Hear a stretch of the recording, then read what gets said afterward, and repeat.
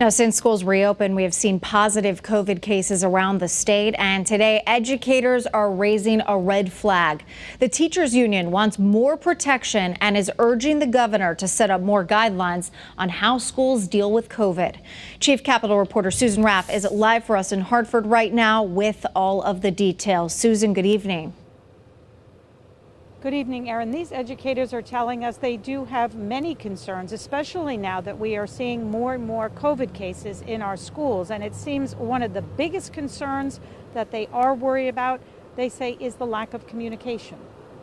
Shelley Davis is a paraeducator in Hartford. While there are state guidelines, she feels information is not being shared with those on the front line. So I think this needs some urgency to it. I think that communication needs to be communicated very well, and I think people should know what's going on in the building.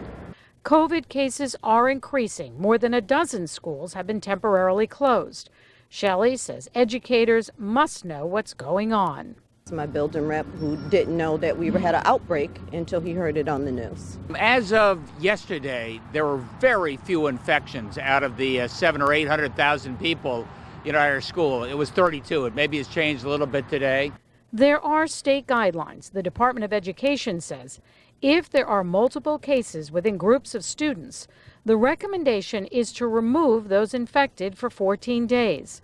Or, depending on the number of infections, the school would have to close for 14 days. Right now, the principals are using the best discretion, I think, to do it safely. Shelley feels it would have been safer to delay the opening of the school year.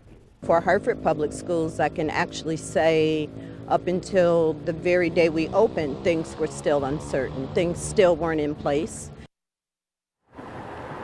Governor Lamont said today that he is confident with the way that the state guidelines are put in place and what local health districts and school districts are doing. But if we see an increase in cases and those numbers continue to rise, we could see more schools closing. We are live in Hartford. Susan Raff, Channel 3 Eyewitness News.